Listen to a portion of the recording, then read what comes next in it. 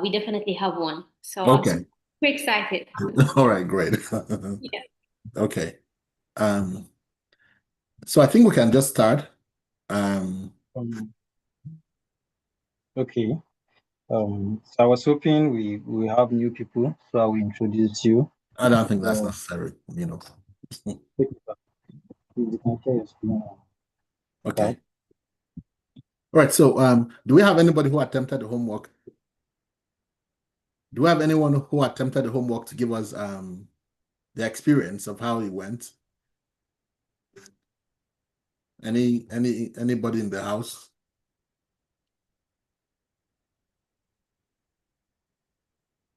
Oh, nobody here. You Okay. can use well, I tried to attempt, but was overwhelmed. You overwhelmed. Why were you overwhelmed? So I realized that for each cycle, I will need to download between 4 to 5 data sets, and then so I'll need to merge around 12 to 15 data sets, And then when I tried to look at the case definition, it was just complex. I just could not figure out how to go about it on the Okay. platform. Okay. All right. So that's the goal of this session is to um, help us to think about case definitions, right? The principle is one of SAC, split, apply, and combine.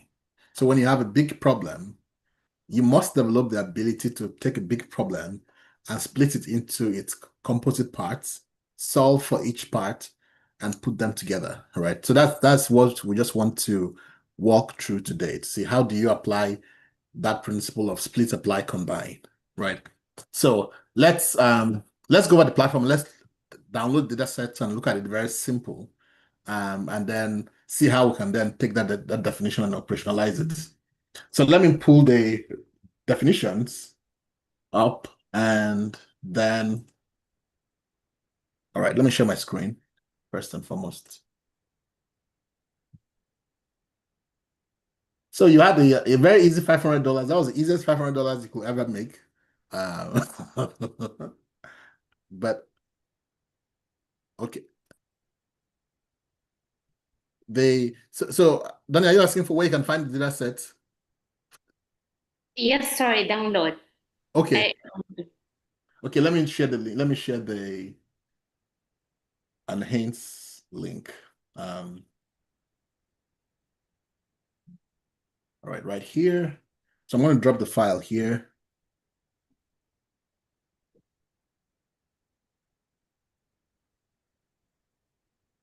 All right. Now let me share my screen and let's get started. Okay.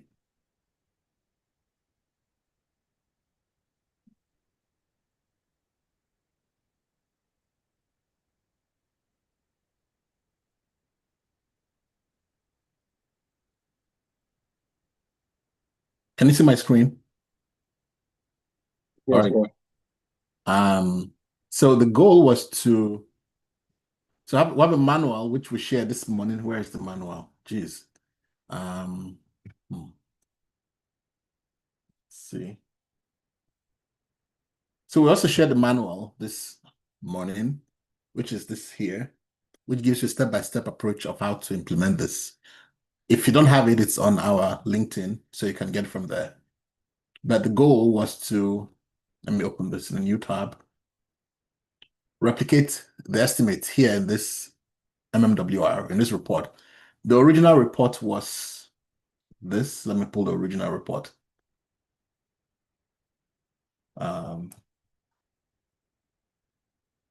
So this is a small group. We're a very small group. So I'll be, to be great if we can make it participatory. So I'm not the only one talking. So let me pull this up. And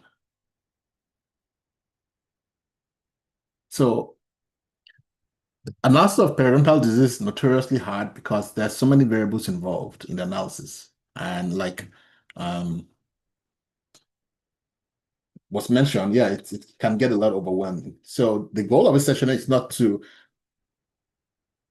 really go over the mechanics, but teach us how we can think about the process of implementing case definitions in a way that makes sense. So let's go to the case definitions in the manuscript that was published by CDC and the American Academy of Periodontology. If you go to the end of the manuscript, the appendix section, there's a summary of case definitions here. So these are case definitions for population-based surveillance of periodontitis. So you have mild, moderate, and severe.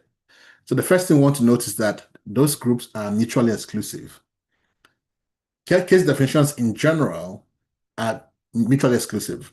So in outbreak responses, we talk about, possible, probable, confirmed. You can be probable and confirmed at the same time. You can only belong in one category. So that's the first principle of case definitions we want to understand.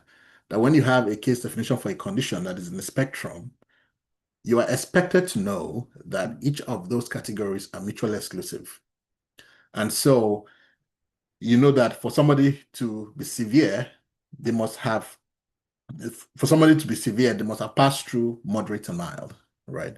So think of somebody who is 6 feet. So think of an illustration where we say somebody is 1 foot, 3 feet, and 6 feet. Well, for you to be 6 feet, that means that you have passed through 1 foot and 3 feet, right? So if we're saying, how many of you have ever been 6 feet in this room? Maybe it's just one guy that will raise his hand, right? Because he has only one who has passed through. So that means that the classification of severe is independent of its own. It does not include other categories because the other guys who are at 1 foot or 3 feet, they have never had the opportunity to grow up to 6 feet. So when you say, how many of you have ever been 6 feet, nobody will raise their hand except the guy who has gotten to 6 feet. So severe is always in a class of its own. Once we have severe, we cannot be talking about moderate or mild. It's like the 6 foot guy, yeah, he has passed through 1 foot and 3 feet. So, it's in that class of his own. If somebody is mild, that means that it's like saying, how many of you have ever been 1 foot before in your life? Of course, everybody will raise their hands, right? Because for the guy who is at 3 foot, they had passed through 1 foot and then they got to 3 feet. But the guy who is at 6 feet, they went through 1 foot, 3 feet before they got to 6 feet. So that means that if we're looking at the 1 foot, if we're asking how many of you have ever been 1 foot, everybody's going to raise their hand. But if we're interested only in those who are 1 foot now, that means that we must remove those 6 feet guys or 3 feet guys, right? So definitions of mild periodontitis, you should know intuitively that when you create that class of definition, you need to exclude people who have moderate and who have severe, because they also had for them to be moderate or mild or severe, they must have passed through mild first. You can't get to severe if you have not passed through mild. So that's the second thing we want to pay note to. The third thing we want to pay note to is nuances of language.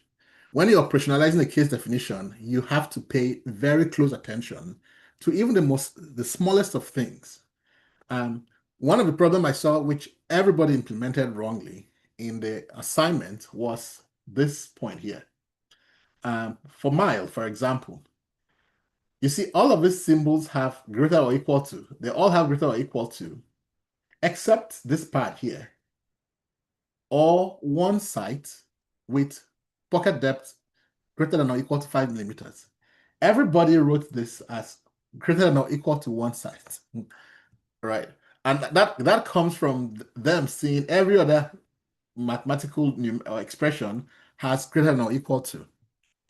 Interestingly enough, even the original manuscript had that mistake in it. So if you look at the original report, let me see if I can find it again. If you look at even the original manuscript here that we're trying to replicate, that also had that small mistake in it, where, let's see, methodology.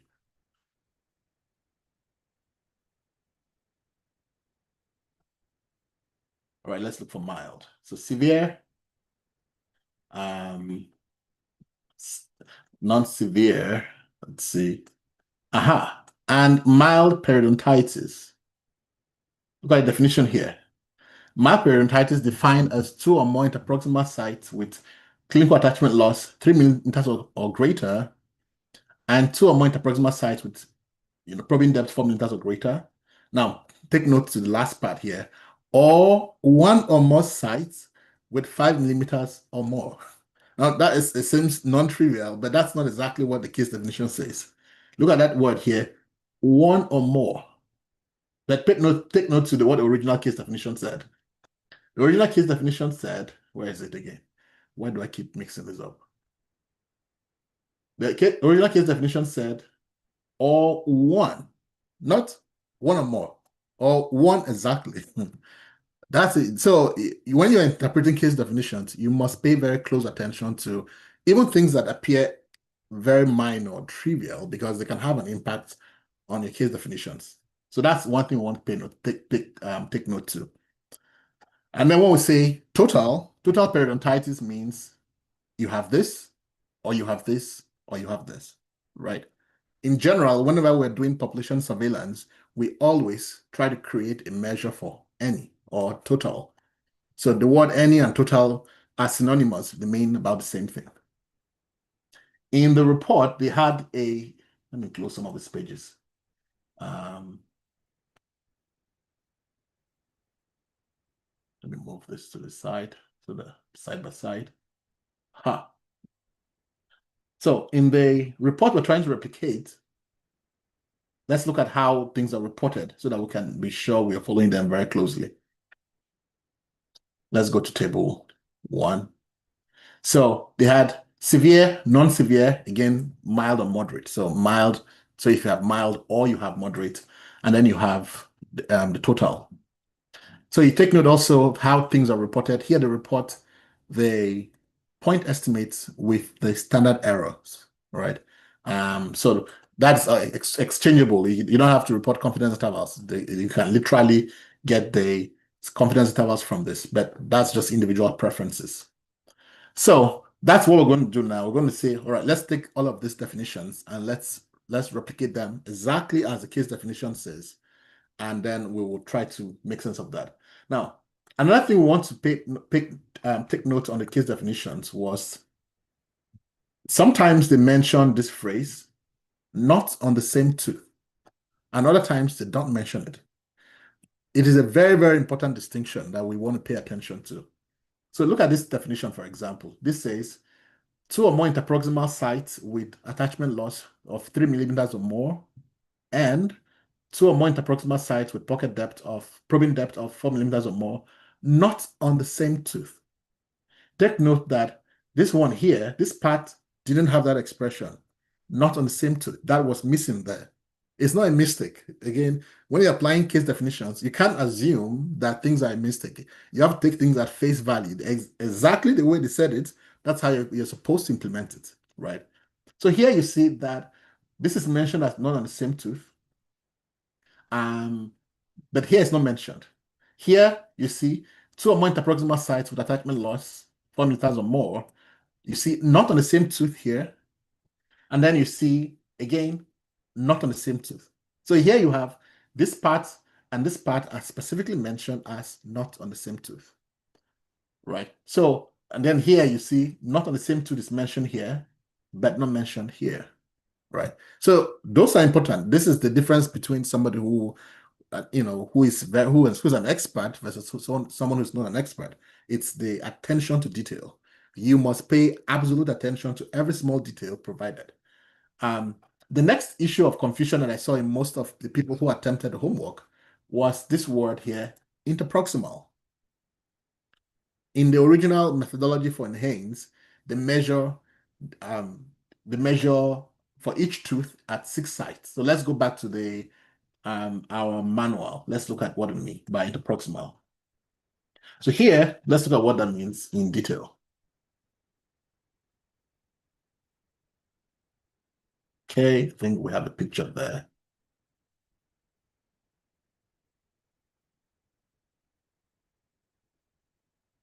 Why is the PDF taking so long to load? That's weird.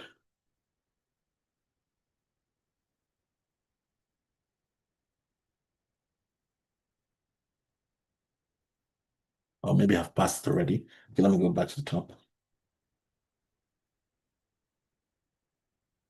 Okay. Already passed it. All right, so this is what happens in the enhanced methodology. On each tooth, they take measurements at 6 sites. This, and the distinct colors are the parts where they take measurements. So 6 sites per tooth. On each site they're taking, we have data for 2 different types of measures. We have probing depth, which is if there's a hole in the gum, they'll put a probe and see how far it goes, right? And then the second measurement is attachment loss. But the case definition says interproximal site, right? Interproximal, as the name implies, means the sites that are next to another tooth, the sites that are in contact with another tooth. Now, of these sites, you can see very clearly that L and M are not interproximal. They are mid. Then they are right smack in the middle of a tooth. The only sites that are in contact with another tooth are S, A, P, and D. So all measurements that end in those ones are considered interproximal sites.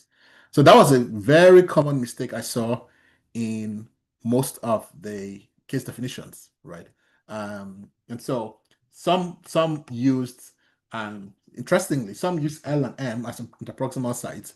I was trying to understand the logic behind that, and like maybe they interpret that to mean that the interproximal is in the middle.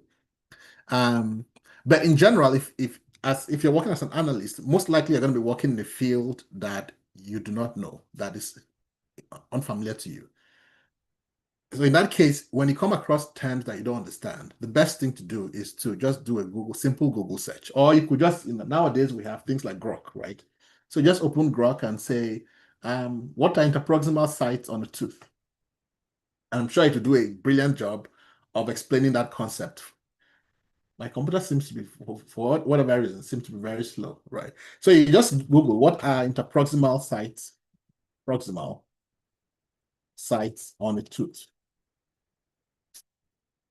So that's the simple thing, right? You could always do if you're working in a field that you don't have context. So here, the internet tells you that the proximal site refers to the areas between adjacent tooth, right? So here, when we are applying our case definition, we know that that is referring to these 4 sites. So that should clarify that confusion. What other common area of confusion did I see in? I think, yeah, then another area that was confusing for most of the people who attempted the homework was not knowing when we're supposed to use aggregate measures. So imagine you have a school, or you have 3 schools, school 1, 2, and 3, and the requirement simply says, give me the list of the tallest students in all schools, across the schools. Now, that means that we don't really care about which school they came from. It means that we just take all the students and we will then sort them by their height, and we'll now know which students are the tallest.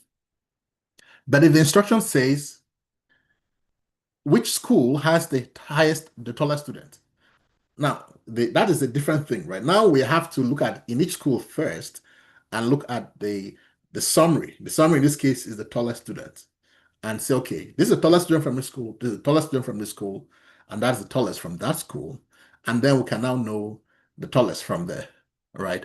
And so in that case definition too, when we're operationalizing it, we need to know which of those measures have to do with a specific site and which ones have to do with the tooth overall as a summary. All right, now let's, very surprisingly, another common problem was import. I had a lot of people emailed me that, sorry, we couldn't do the homework because we were stuck in being able to download the file or to access the file. So let's address that first and foremost. Let's go to Enhance and let's see how to work with different files that we may not be familiar with. So Enhance, the file was 2009, 2014 files. So when you go to Enhance and you look at the files, let's look at these are the files, demographic and all of that. When you open each one, you'll see a documentation, which is a doc file, and then you'll see the XPT file. So if you click on this is how an XPT file looks like. You're not supposed to understand what it is saying because it's not human readable. An XPT file is a transport file, right? The X means cross transport. It's supposed to help you transport files from one software to another software. So it's not intended for you to be able to read it. Now, there are right ways and wrong ways of reading an XPT file. The wrong way would be to save this as a text file. So imagine you save this save page as, let's try and save it as it is now. For whatever reason, my system is delaying in responding. Maybe I should have restarted it before. So let's save this file here as enhanced download. And let's open the desktop and see what that looks like. Let's see, enhanced download.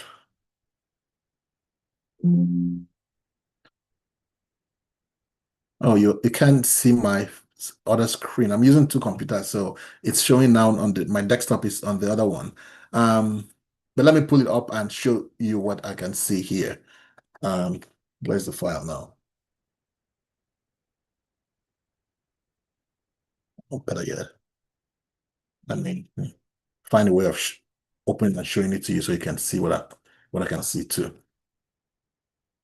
All right, this is my desktop here. So let's look at the file that I just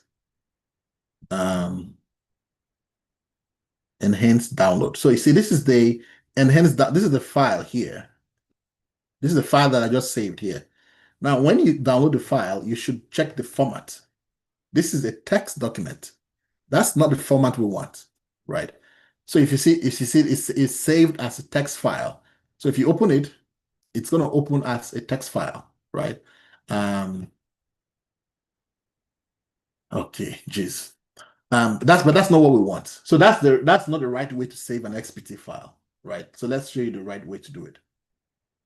Let me minimize this. So let's go back to our files.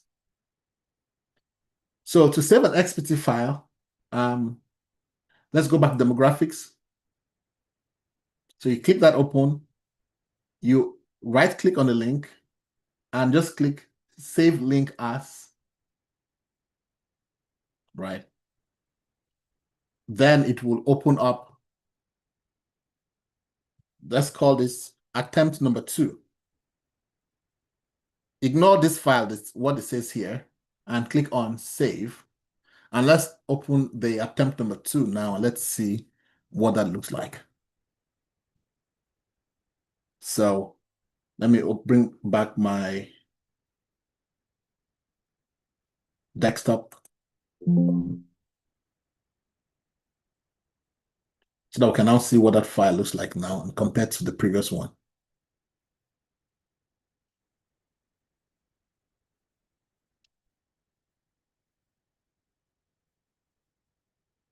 Okay, all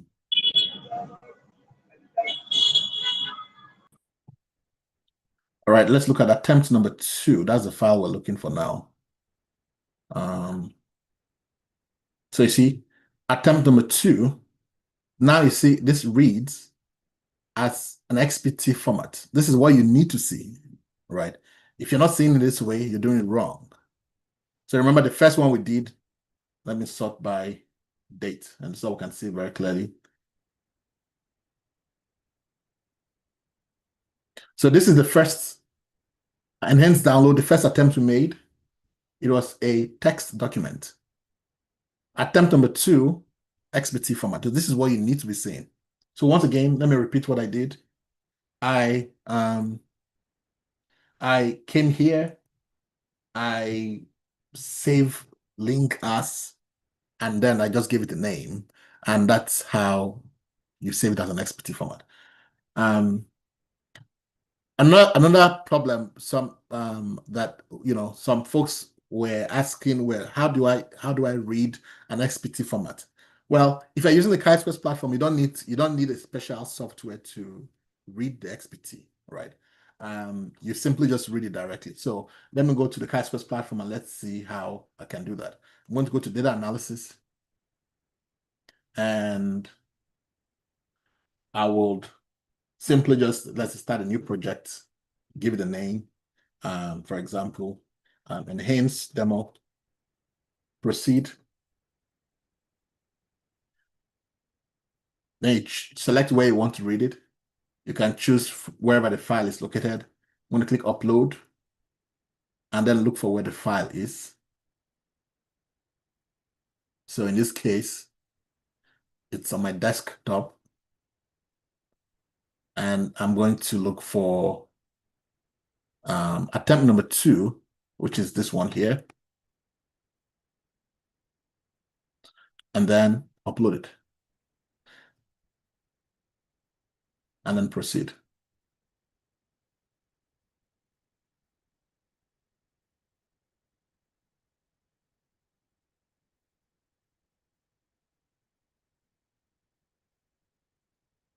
So that's how you now read the file into the platform, right? But for the sake of time, I want to optimize the time we have so that we focus on construction of the case definition. But in this case, we merge the files and appended. We'll focus that for another session so that we'll dedicate time to really unpacking the case definition. So I'm just going to go to the file I have merged and appended, which is, I believe, this.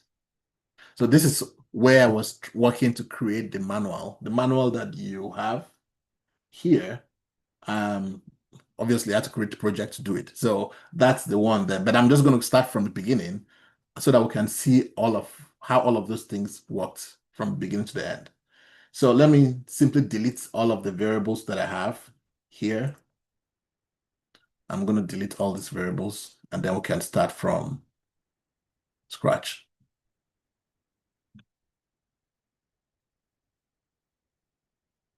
But any questions so far? Please, if you have any questions, feel free to ask them. And please make sure you practice this afterwards. You almost get the same answer as was published in the report. The only way you can really get that is by trying it. So, but does anyone have any questions? Oh, Victor, what was your experience? I just read your comments now. So what was your experience the second time now? Yeah, thank you very much, sir. So when you pointed out that's the mistake I made with the mild periodontitis, the not on the same tooth part, and also the greater than or equal to, not same thing as equal to 1. So I adjusted. So for the one of not on the same tooth, I think when I thought about it, I felt that instead of aggregating the interproximal variables by a maximum like we did with the not on the same tooth, for the ones that didn't have not on the same tooth, what I did was to take each of those 4 measurements in each tooth and measure them against the cutoff that was given. Say, for example, PPD 5 millimeter for the probing depth, for example. So I took each site in a tooth and measured it against that cutoff, and I summed how many sites in the whole mouth exceeded that cutoff. So that's what I used for those that didn't have not on the same tooth. Okay. So when I did that, and I also factored in the mild and the equal to part of the mild case definition, and I think my estimates were like a lot closer to what's it called, to the published estimates. Okay. Very good. I'm very happy to hear that. All right. So now let's now execute it from scratch. So now we want to, first of all, create summary measures. So you have, remember that enhanced methodology, you have 28 teeth. On each teeth, we have 6 sites. But we want one measure for each tooth. We want one measure, right? Imagine you have an army, and every army has a general who represents the army, right? Maybe hopefully the strongest guy. That's what we want to do for each tooth too. So for each of those measures, we want one, not 6 sites. That's a lot of information. The whole point of analysis is data reduction. That's why we do an analysis. Literally means data reduction. It means that instead of having 6 data points, we want one, right? That is why we do analysis. So instead of having 6 sites, we want one number that would summarize all of the 6 sites. So the question is, should we go for the if you are trying to capture how sick the tooth is, should we go for the healthiest site or should we go for the sickest site? What do you think? If your goal is to capture how sick that tooth is, what is really most valid to capture? Here's the sickest. We'll get to the sickest side and say, okay, in this case, we want a tooth with the longest or the deepest probing depth. That tells us that this site is the sickest site, and then that site will represent the entire tooth.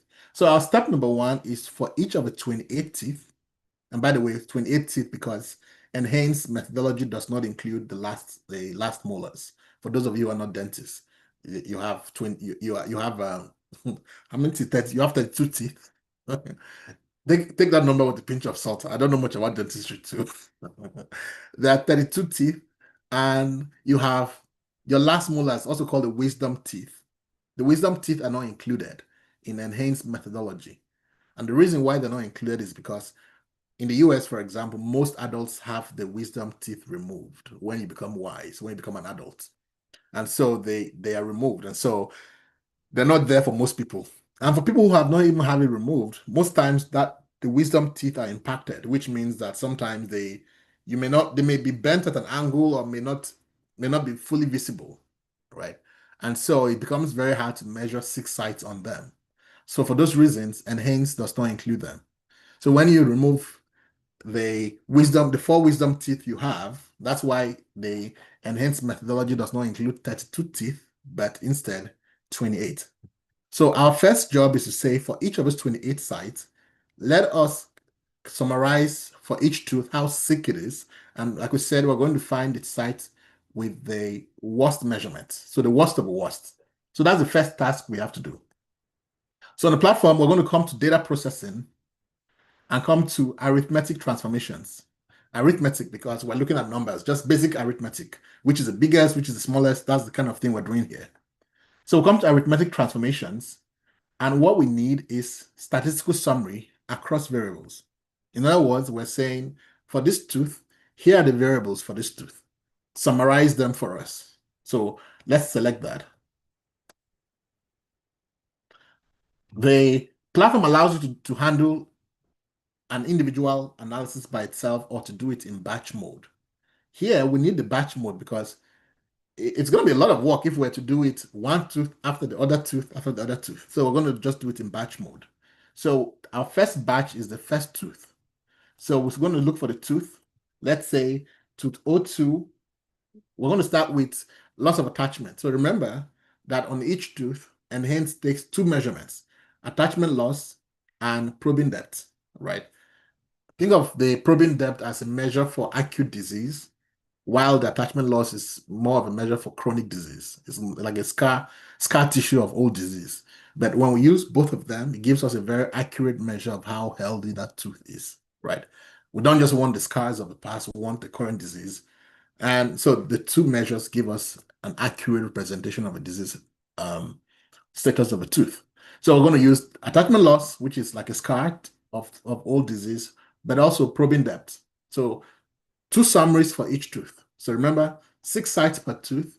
On each site, we're measuring 2 different things, attachment loss and probing depth, right? So we're going to now summarize for each tooth. This is the summary measure for attachment loss, and this is the summary measure for probing depth. So that's what we're going to do. So now let's do for all of them first for attachment loss. Now, when you're using the Chi-Squares platform, let me show you some of the tricks that work here. When you're trying to search a character, you can just type 02, for example, LA, which means I want all of the sites that end with LA, O2LA. Now, there are 6 sites per tooth. the reason why you're not showing all the 6 is because I altered the structure of the other 2 so that when I say O2LA, only those that meet my criteria will show up. So what did I do? I went to, before this, let me go back to a step back. This is one of the disadvantages of using a data set you've already worked with, because then you don't get to see everything in real time. But well, the advantage is that it saves us time. But I would try and explain things that happen in the background so you can still fill in the gap in your knowledge. So remember that there are 6 sites per tooth, but I don't want all 6 sites. I only want 4, the 4 that are interproximal sites, right? So, but I want the shortcut. I want to do some tricks such that if I search O2LA, it pulls all the loss of attachments for the tooth number 2. So in other words, that means I have to find a way of breaking the pattern for the other sites that I don't care about. So what I did was I came to data processing. I came to rename, find, modify, and replace. And I'm looking for find wherever you have, for example, so these are the ones that are modified. I added an underscore between the ones that I don't care about. Remember, the ones that end in L and the ones that end in M are the ones that are not interproximal sites. So the L and M are not interproximal sites. So when I say I'm searching for O2LA, I don't want it to be pulling along the ones that end in M or the ones that end in L, because they are not interproximal sites. And that's just for fish. You don't have to do it, but that's just a faster way of working and a way to just reduce error overall. So what I just did was to, for those 2 sites, break the pattern such that where's the platform now?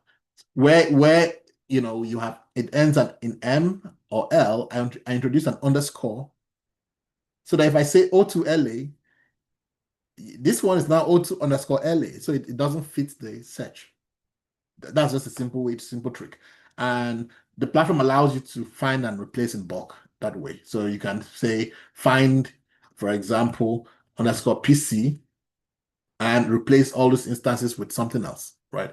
So that's the trick I did first of all to make sure that when I search the pattern, only those 4 interproximal sites will always come up. All right, let's go back to arithmetic transformations, statistical summary. So I was about to show you a trick that you can use to look for patterns.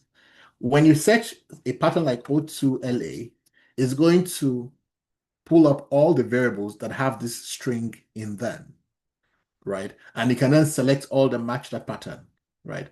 But sometimes you are interested in more than one pattern. So if you want to search for O2, let's say those that end in O2LA, but also end in something else, you can, once you put a comma, the system will treat it that you want to do a multiple pattern recognition. And so you can then type the other patterns like O2, like O3LA, if that's what you're interested in. And once you hit comma, the system would take that and search for all of the variables in your data set that contain that pattern, and then you can continue that way. You can choose to, the default is containing, but you can be very specific. You can say teeth that start with, teeth that end with, or teeth that contain. Obviously, containing is the broadest. Containing doesn't care where it's found, whether it's at the beginning or the end. It just says this variable has this subtext in it, and so it finds it, right? But that's a very nice shortcut to use when you're doing work like this. So here I'm looking for all teeth that have O2LA. So meaning that on tooth number 02, I want all the attachment loss that are interproximal sites. And these are all of them. So I'm going to select all of them and done selecting. So that is that for tooth number 2. Batch mode means that I want to select all the tooth that I want. And then when I'm done, I'm going to specify what the operation I want, which is to find a maximum, right? Why maximum? Because we're looking for the site that has the deepest or the biggest measure depth. The biggest depth in this case corresponds to the one with worst disease, right? So that's tooth number 2. And the system displays the label here so you can clearly see so that you don't make a mistake. So next I'm going to do that, look for tooth number 3. So O3LA, I'm going to select all. So then add the next batch of O2, O3, O4 LA, select all. The next batch O5 LA.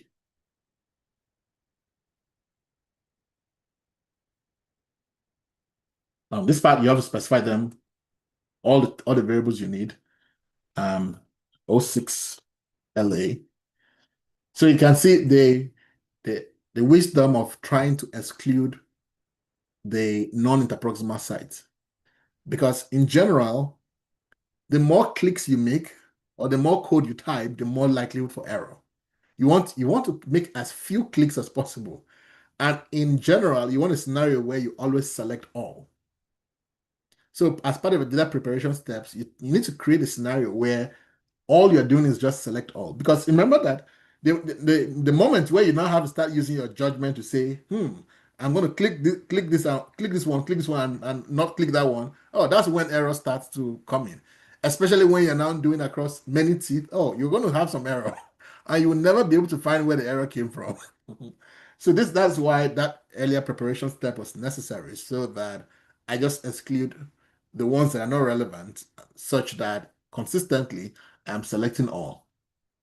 So that's O6 LA. Next, O7 LA. Select all. And you can easily see the ones that have happened, so you don't mistakenly select the variables for 6 and think it's for number 5, right? So that way it's very clear to you what's happening. Then, and then I've already forgotten what I did last. So I can easily know that I've done O2, O3, O4, O5, O6, O7. So the next one will be O8. O8 LA, select all.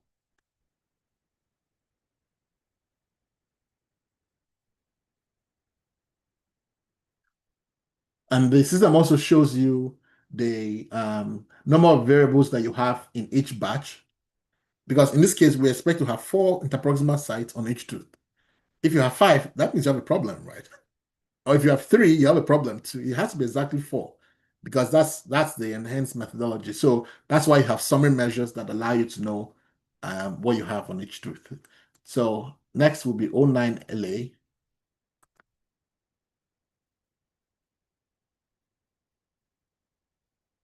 Then 10 LA.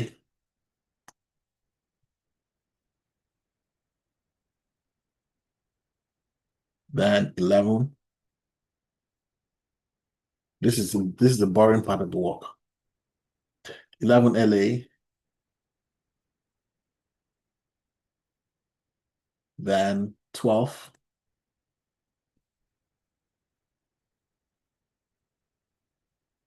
Then 13.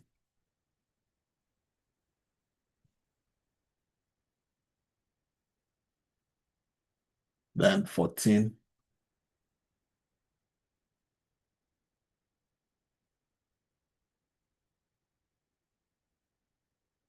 Then 15. So this is a very visual way of working. So that if you make a mistake, you're going to know. It's not like writing code where you not know what the heck the code is doing, right? They're just writing the code and then you have to start debugging. Debugging is always retrospective because you don't know what went wrong. So you have to debug retrospectively. But here is a very prospective way of working visually. So you can see with your eyes what's going on at that moment. If you type a pattern that does not exist, 16, if I type, I don't have to wait to know. I can see right now that does not exist. And so you correct your path immediately. So 16 LA, there's nothing there. 17 LA, again, these are teeth that are not, these are the third molars. See, I've forgotten that so much. I'm talking about the fourth molars. That does not exist either. How many fourth molars? 18 LA. the 19,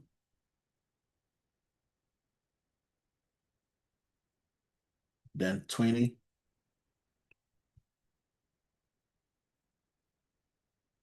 then 21.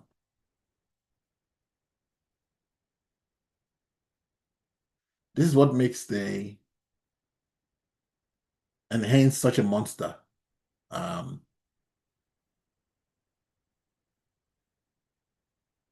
So now another safeguard for on this is you cannot repeat variables when you're using batch. Any batch processing on the KiteSource platform will not allow you to use repeat variables, and that's to protect you. Imagine you selected 21 LA here, and you've forgotten that you actually selected those variables, and you try to now select it again when you meant to select another batch. That becomes a big problem in terms of the error. The error could easily grow and accumulate. So once you've selected, you cannot select it again. That's why if I enter 21 LA now, it says no eligible variables found. Why? Because those variables have been used already. All right. So that's meant to just protect you in case you made a mistake and you're not even aware that you had made a mistake. So those are some of the safeguards that are put in place to ensure reproducible science. So 22 LA, next 23.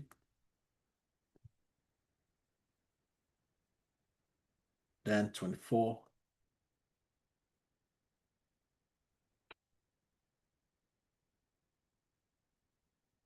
Then 25.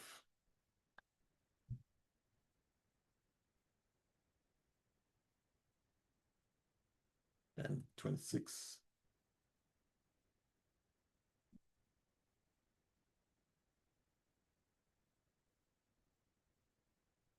Then 27.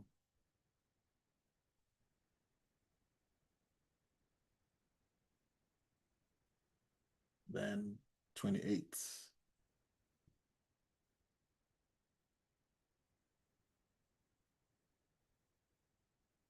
Then 29.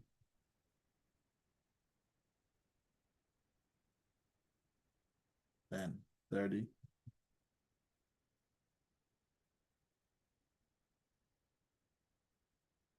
Then last 31. All right, so we're done with this. Now, the next thing we have to do is to set a particular value to missing. In enhance, let's go back to here. Let's look for the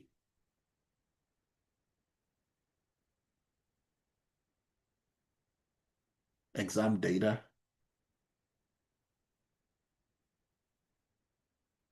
And go to periodontal. So in enhance, one of the things they do is, let's look for, see, for each measure they take, the value of 99 means it cannot be assessed. It's very, very important. Imagine that you are measuring things in millimeter, where the maximum is, somebody had a question, thought we only had 28 teeth. Yes, we only have 28 teeth. That's why you have batch entry 28 is the maximum here. But there are different nomenclature naming methods for teeth.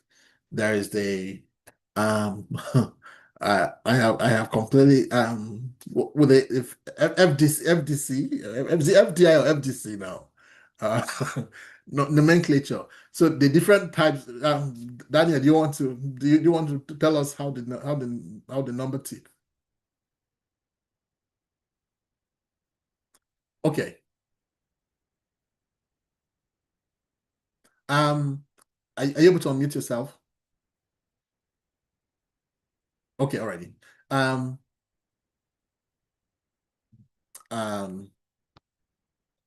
Josiah, are you able to unmute her? Okay. Yes, you should be able to. Okay. Please go ahead.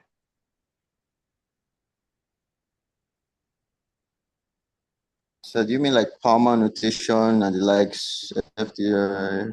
Exactly, yeah. Okay. Daniel, go ahead, please. Yeah. Yes, we have different numbering system, but it starts from, I believe, 1 1 8, 1 7, 1 6, 1 5, and then we have until quadrant 1, quadrant 2, quadrant 3, and quadrant 4, and it has 8 in each quadrant, including the wisdom teeth. This is what I know. Okay. So yes, so yes, you have only 28, and that's why you have the batch here. The maximum batch is 28. So that's because there are only 28 teeth assessed. So yeah, the number is, ignore the number here. What you need to look at here is the batch numbers. All right. Now let's look at the enhanced methodology that we're looking at. How come I'm always having difficulty going back to the enhanced? Where's the enhanced file? Okay, good. This one. All right. So 99, the value of 99 means that it could not be assessed. That's very important. It would be quite dangerous if you were analyzing enhanced data and you somehow forgot this very, very important fact. 99 means that it cannot be assessed. If you forgot to include 99, it means account for that 99 means all the tooth will have a maximum value of 99. Because 99 means a value, it is impossible to have a value of 99 for probing depth. Because no matter how much of a giant you are, your whole tooth, the root of your tooth is going to be 15 millimeters, 20 millimeters tops in entire height. So 99 represents a value that is completely impossible to attain, which Enhance uses for values that were just impossible to assess. So that means that when you're doing your analysis, you have to set 99 to missing. Very, very important. So here we're going to go back to our analysis. Here the option is set a particular value to missing. And here the system is saying, let us know if there are special values that we need to be worried about and treat them as missing so that the evaluation does not include those values. So here we're going to say, yes, we have a number that we want to set to missing, and that number is going to be 99. The platform allows you to enter multiple numbers as candidates for missingness. So if you want to enter the next, you just put comma. So if you had 99 and 88, you can put as many of them as possible. So you only need to do this once since you're doing it for the batch.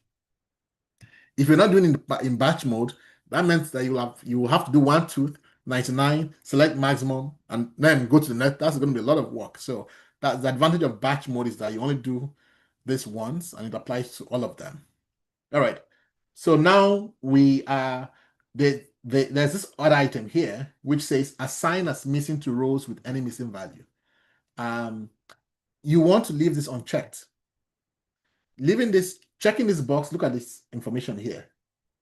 So it says that checking the box indicates that if any single item in a row is missing, the entire row is treated as missing and excluded from analysis. So meaning that if we had information for all 4 of the variables, and so individuals who have any missing value, yes, that's exactly, yes, that's the same as complete case analysis, yes. In this case, we don't want that to happen, right? If you only had 2 sites with data, yes, we want to use those 2. If you had only 1, yes, we want to use that. So you don't want to, this is a scenario where you don't want to check this box, right? We want to go for efficiency so that whatever number of observations the individual had are going to be used. So that's the only information you have to provide. You can delete entries that you don't want anymore. And you can, once you're done, click on transform. Now the system automatically give you names, the names for the sets. You can modify the names as you want. For the sake of this, I'm going to just add LA to each of them to indicate to myself that that was attachment loss. So attachment loss.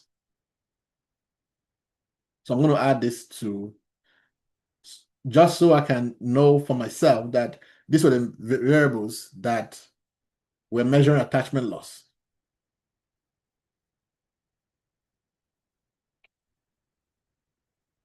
Oops, no, for the numbers. Naming of variables is a very important part of analysis. So you want to make sure that when you create new variables, you yourself will recognize those variables when you come back 1 year later, right? So you have to give them names that are very intuitive to you or to others. so that when people are analyzing the data set, it makes sense to them as well. You can also change the entire name if you don't want it that way. So attachment loss.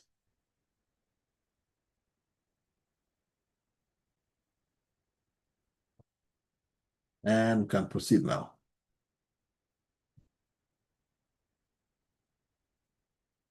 All right, and so the system has now created all these variables for us now, right? For each tooth, so for each tooth, it's creating a summary measure and saying that this is the summary for that tooth in terms of the sickest sites for that whole tooth, right? So that's what we have now. Now we have to do the same thing for probing depth. So remember that on each tooth, we have two types of measures. One measure captures old disease, the other one captures new disease. The old disease and new disease are together give us a complete picture of the health of that site, right? What we have captured now is old disease, which is attachment loss. Now we have to capture new disease, which is probing depth. So we're going to do the exact same thing that we just did.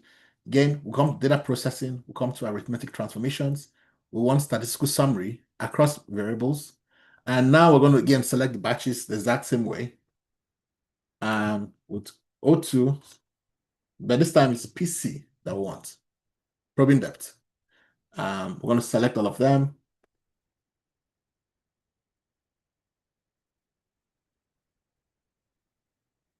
So this is the boring part of the work, but the most important, you cannot get it wrong, right? And if you think this is hard, well, go and try coding it. So this makes it more intuitive to be able to analyze in a way you can see what you're doing in real time and spot errors that you might be making too. So O4 PC.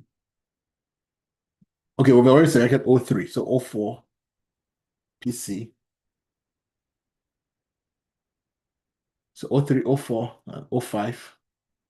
So if the system allowed you to select the same variable twice, you will make a lot of mistakes without knowing, especially when you're doing repetitive entries like this. And so that's why the system would not allow you to repeatedly select the same variables for analysis. So O5 PC, O6, O7.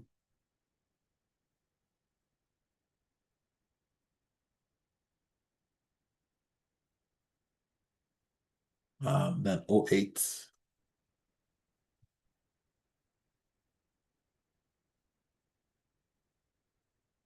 Then O9.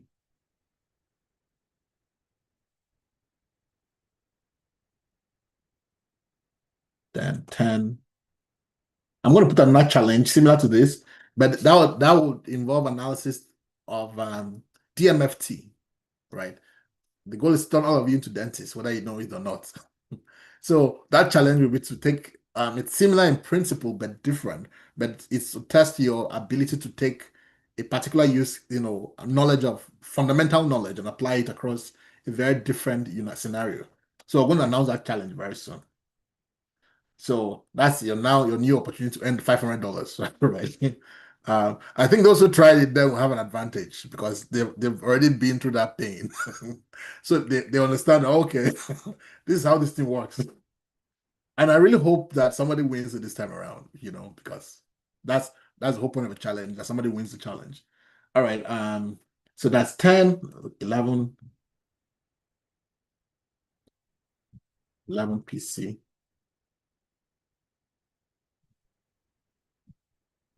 Then 12.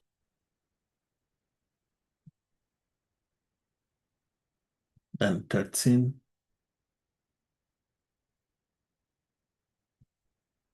Then 14.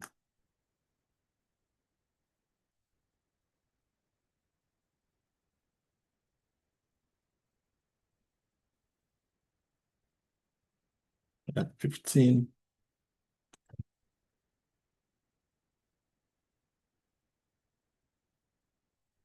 And 16. Okay, let's not talk about 16, 17. None. Those are the third molars. 18 PC.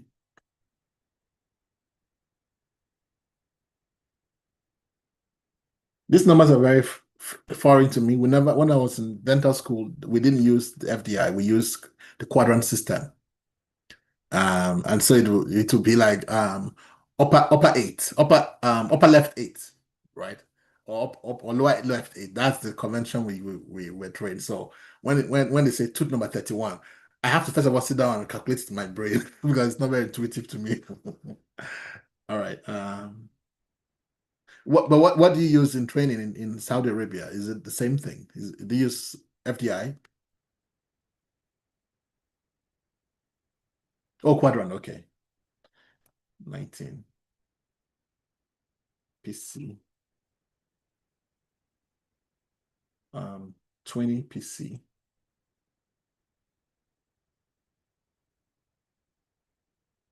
Then 21 PC.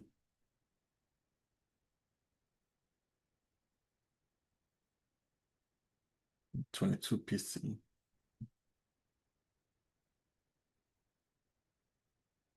23 PC. 24.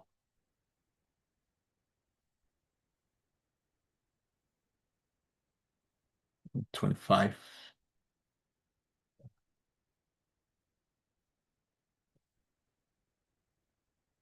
26.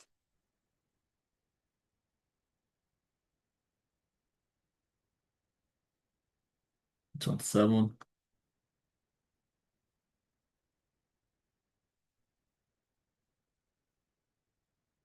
28.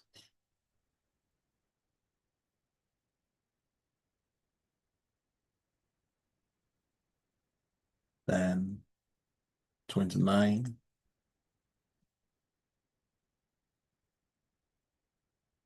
Then 30.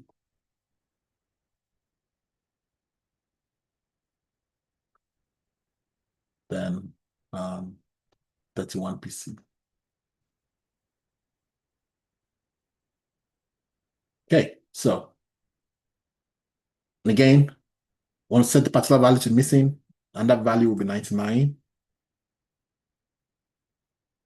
Want to find the maximum, and we're going to transform this now. I'm going to call this probing depth variables so I can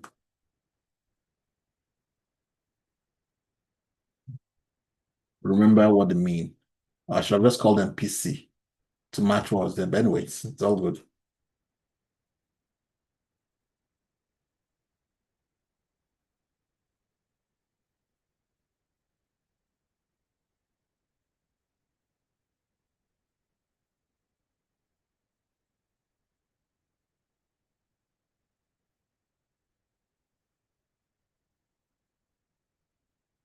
Hate doing things manually, so we're going to automate this. We're going to add an automation feature of this. This is how you see automation features. If I do something that I hate doing it, then I'm like, nah, this should definitely be automated. All right, and we'll create it.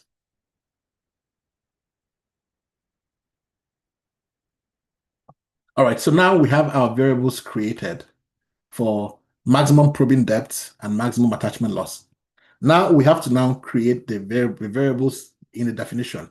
So let's go to our case definition and let's look at what it means. So here in the manual, I've provided a cheat sheet.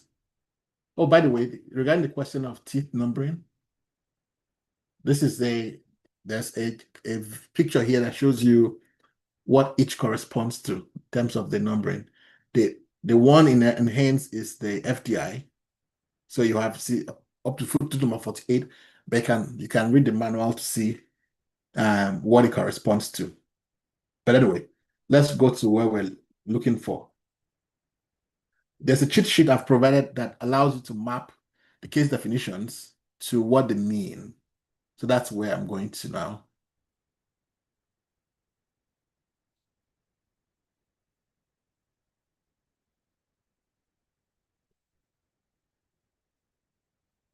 The document is heavy because it has a lot of images in it. Or maybe because my computer is slow, whichever, or both. Those are mutually exclusive.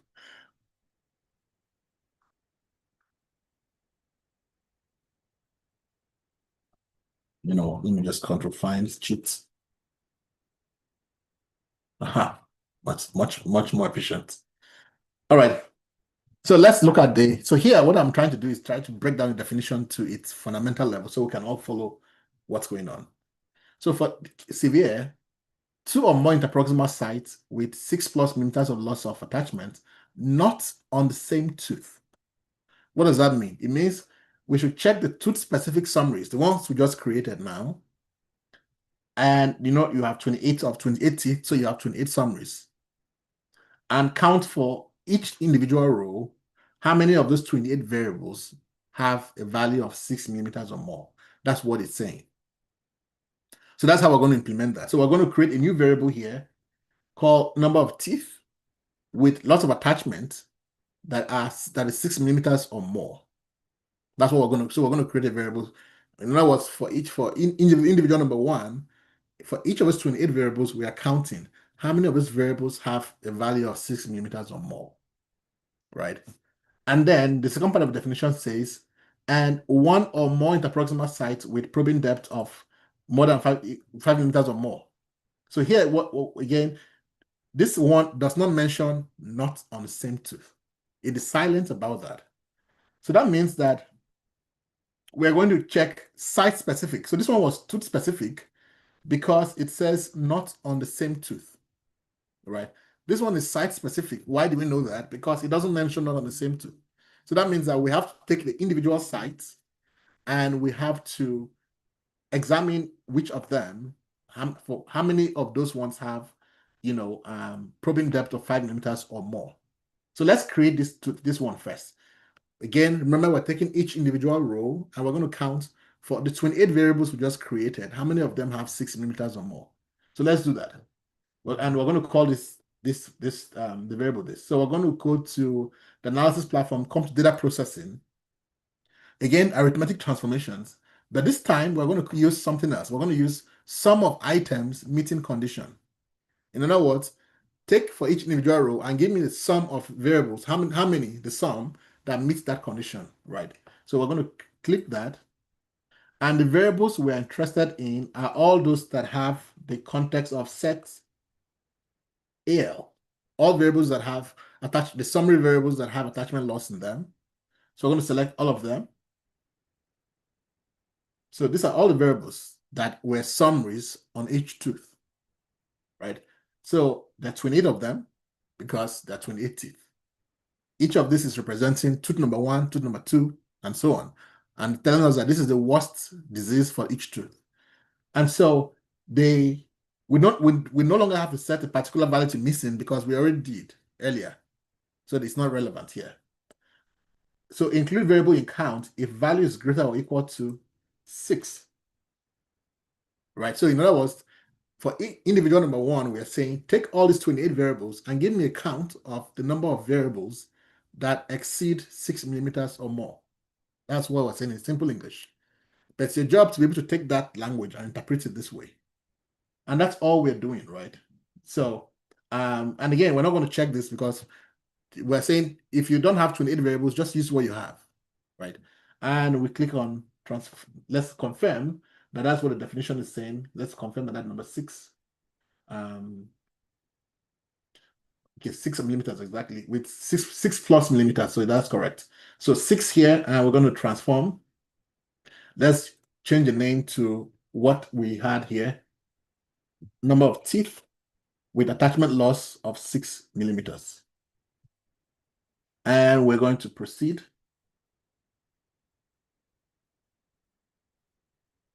And that variable has now been created. This is it here. Number of teeth with attachment loss of 6 millimeters. Now let's create the second variable for that definition, which was this one.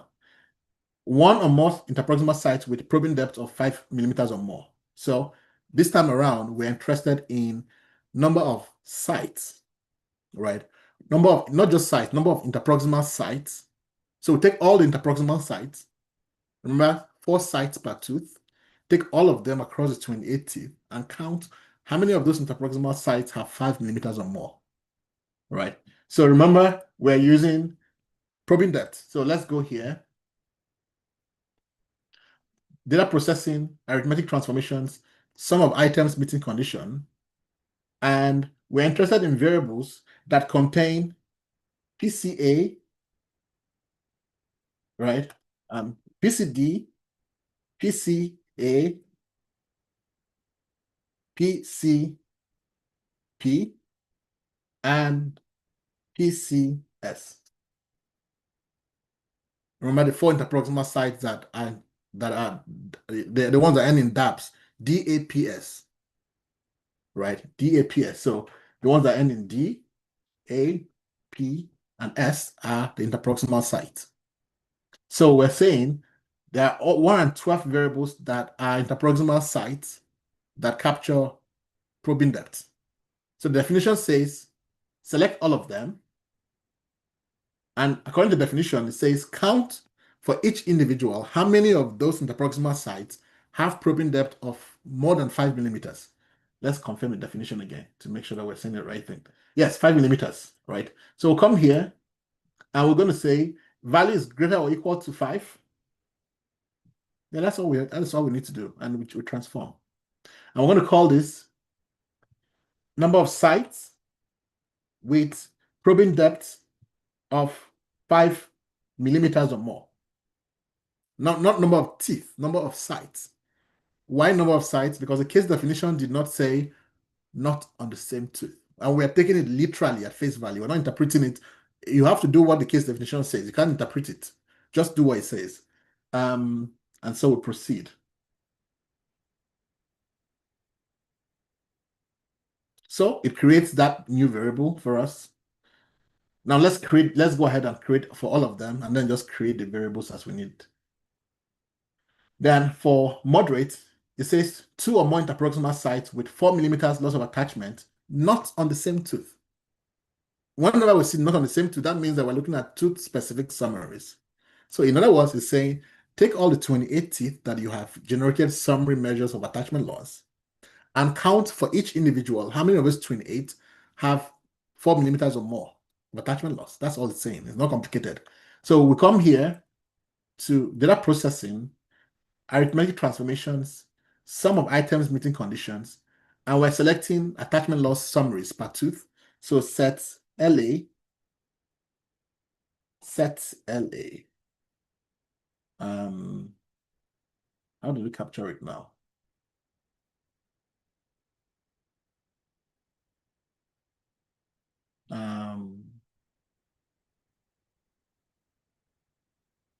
Oh, set AL. Set AL, not set LA, right? So set AL, you select all the 28 variables, done selecting. So that's 28 variables we have. Again, remember, these are the variables we created, where each variable summarizes the condition of a tooth. And the condition, the logic here is check if how many of them for each have 4 millimeters. So we're going to just come here and say greater or equal to 4. That's all we have to do. But and we don't have to set a particular value to missing because we already treated them and you can put 99 if you want, but it's not there because we already took care of it originally. And you transform. And we're going to change this to number of teeth with attachment loss of the 4 millimeters, I believe. Am I correct? If in doubt, please confirm. Then if you're ever in doubt when you're doing a procedure, just go on. It's the extra 2 seconds will not kill you. So yes, 4 millimeters. So transform. So that's the name. Number of teeth with attachment loss of 4 millimeters. So proceed.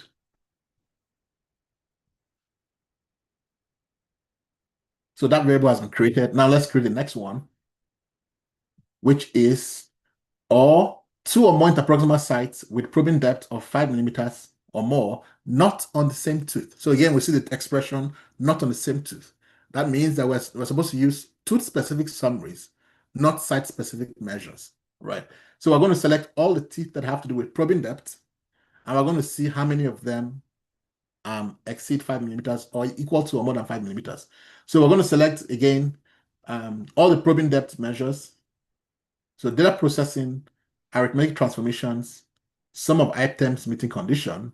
And we're going to select all the PCD, remember DAPS, DAPS, all the ones that end with DAPS.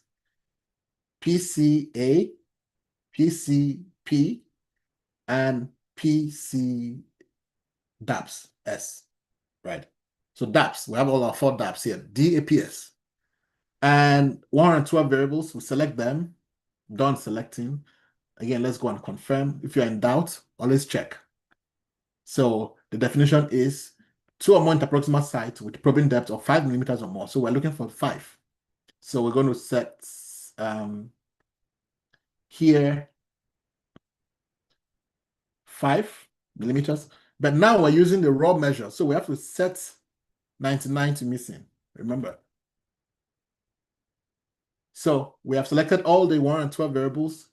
We are setting 99 to missing, and we are interested in variables that are, again, let me confirm, 5 millimeters. Number of sites with probing depth, 5 millimeters. And we have done everything, so we'll just go ahead and click on transform. And we're going to call this number of sites with probing depth of 5 millimeters or more. And we're going to proceed. We already have created this. Let's see. Oh, number of interproximal sites not on the same tooth. Sorry, there's a mistake there. We're supposed to select teeth, not sites. Alrighty. So we'll go back. So let's go back. So this was a completely wrong selection. So let's just start from afresh. So data processing, arithmetic transformations, statistical number of sums, items meeting the condition. So we're supposed to select set probing depth, 28 variables. Again, that expression, not on the same tooth, extremely important. It tells you whether you're supposed to look at the tooth-specific measures or the site-specific measures. So in this case, not on the same tooth. That means look at different teeth. Done selecting. So probing depth, always confirm, right? You have to be, there has to be some degree of paranoia in you for it to be a good analyst. You have to just believe that you made a mistake. If you don't have any paranoia in you, you are too bold, you're a bad analyst. You have to, like, oh, geez, I made a mistake. I need to go back over and over and confirm. So again, I'm confirming here to make sure that I selected probing depth variables, not attachment loss variables, because I'm going to get horribly wrong results. And the condition is if it's greater or equal to 5, again, I'm not going to assume, I'll go and check again, 5. And that is correct. So I'm going to transform, and my variable here is going to be number of teeth with probing depth of 5 millimeters. Another lesson is that you want to use consistent naming conventions for your variables, right? It should make sense to you at least. And that helps you to be able to detect errors too. Like the system was able to flag that, oh, you made a mistake. We already have a variable like that because they have a consistent naming convention. So number of teeth with probing depth of 5 millimeters, and we're going to proceed. So that has been created here. Now let's go ahead and create the next one, which is for mild. 2 or more interproximal sites with 3 millimeters of loss of attachment. Now, this doesn't say not on the same tooth. It just says, so that means that we have to look at site-specific measurements here. So we're going to take all the sites for attachment loss, and we're going to see how many of them have 3 millimeters or more in depth. So again, go back here, data processing, arithmetic transformations, sum of items meeting conditions, and we're interested in those that have LA, and in the DAPS variables, DAPS. So LAD, LA DAPS, LAA, LAP, LAS. Those are the DAPS variables, right? The 4 specific ones. There are 112 of them. We select all of them. And we are interested in the values greater than or equal to 3. But always confirm again, never assume. Again, 3 millimeters, that's correct. So come back here, and we want to set the particular value to missing. That's going to be 99. And now we can transform. Don't be too eager to hit that button, transform. Always have paranoia. You must have some healthy degree of paranoia. Always go back and just check and, okay, did I make the right things? And transform. So don't be in a hurry to hit transform. So this is number of sites with attachment loss of 3 millimeters. And let's proceed.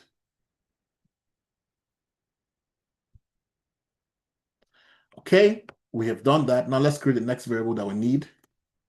This is this one. 2 or more interproximal sites with 4 millimeters of probing depth, not on the same tooth. Again, the expression is there, not on the same tooth. So we're going to check the number of teeth that measure probing depth and see which of them have 4 millimeters or more. So let's go here. Let's data processing, arithmetic transformations, sum of items meeting conditions. We're going to select set probing depth, all 28 variables, select all of them. Done selecting. We don't need to select set 99 because we already took care of that earlier. The value is greater or equal to, what was the value? I've forgotten already. Greater or equal to 5. 5 here. And we would check again because we're very paranoid, right? And we would hit transform. And this will be number of teeth with probing depth of 5 millimeters. So let's confirm again. 2 or more interproximal sites 4 millimeters, not on the same tooth. That's correct. So a variable with this name already exists. Number of teeth. Oh, 4 millimeters, not 5. See, this is why you have to be paranoid. And that's why you also have to have consistent measurements. So let's go back here, close this, and change this to 4. The definition is 4.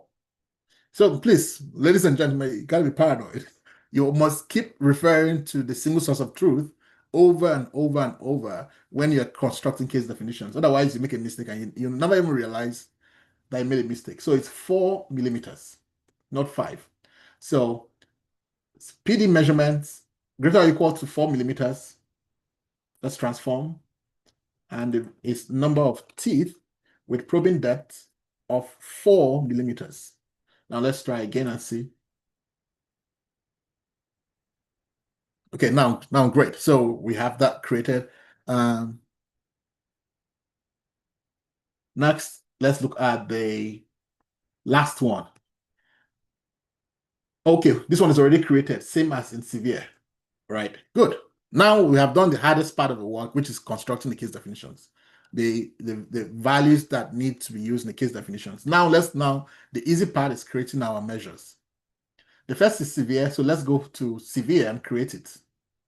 For severe, we need the 2 variables, which are number of teeth with LA 6 millimeters and number of sites 5 millimeters. So let's select them. So data processing, we're going to come now to create composite variable using conditions because we're using rules. Rules are conditions. The variables we're going to use are number of teeth with attachment loss of 6 millimeters and number of sites with pocket depth of 5. Again, don't just select and go. Please always go back and verify. So number of teeth with loss of attachment 6 millimeters. This is what we have. And number of sites with probing depth of 5 millimeters. Number of sites with probing depth of 5 millimeters. So yes, this is correct. Done selecting. Let's maximize the screen so that we can see clearly by clicking this. So the case definition says, let's go back to it. It says the first one is 2 or more. So this first one is 2 or more, and the second one is 1 or more. So we're going to cut the first one at 2.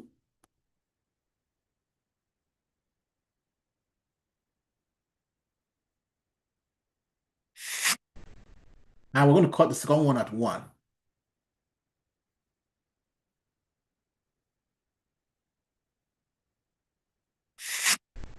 Right?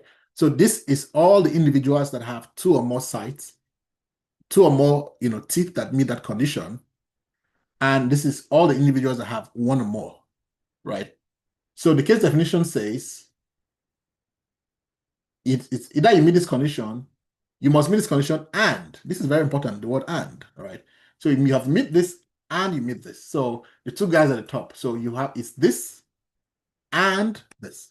So I'm simply going to drag this into this. And the relationship between them is and, right? So you can see that, when we drag, you have to select the right operator. So when drag and drop, the operations are the operations are displayed to you. You please don't just select. You have to read. The art of reading seems to be an art that is dying really fast. You're like, you have to read before you select things. So and why and? Because the case definition says and. So we see and. So we're going to select and. So now this group has been created. And so we can now move it to this side. That's the group right there.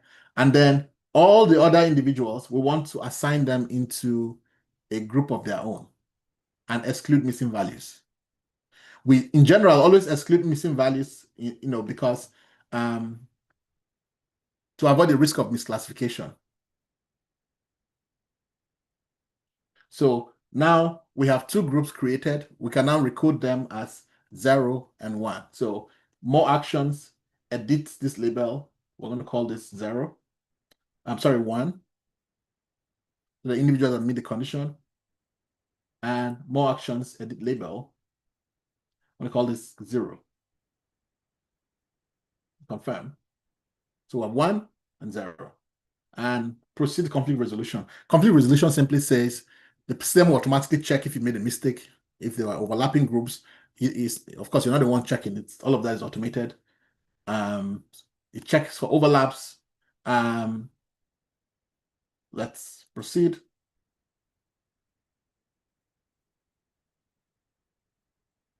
So it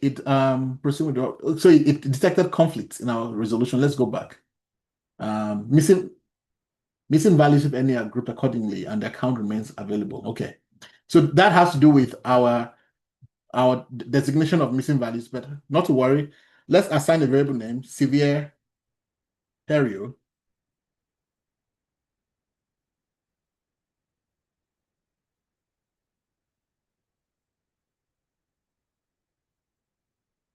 So let's look at so that this is a binary variable. Whenever you create a new variable, always visualize what it looks like, right? So always come here. Don't just create, especially if it's the final outcome, always come and see how that looks like. You can check here, visualize it and say, okay, I can see that, okay, this is smaller. You should be very worried if you created a new variable and it's just a single bar, right? That means clearly you've not done it right. So we have now created our severe periodontitis. Now let's create the other ones, which are the moderates and the mild. So for moderate, let's go back to our case definition. The moderate says 2 or more interproximal sites with 4 millimeters of lots of attachments. So we're interested in the variable number of teeth, LA 4 mm, and number of teeth, PC 5 mm. So that's the 2 we're interested in. So let's go to data processing, create composite variable using conditions. We're going to select number of teeth, LA 4 mm, and number of teeth, probing depth 5 mm, and click on done selecting. But remember that for this, we also need to select severe, because for you to have, severe, you must have passed through moderate. So even though the case definition did not mention those nuances, you are expected to know that. So I'm going to go ahead and select severe as well. And let's make this large so we can see clearly. All right. Now, where are we supposed to cut? let's go back to case definition. This says 2 or more, so that we're going to cut at 2, and we're going to cut this at 2 as well. So we're going to slice this at 2, and we're going to slice the other one at 2 as well.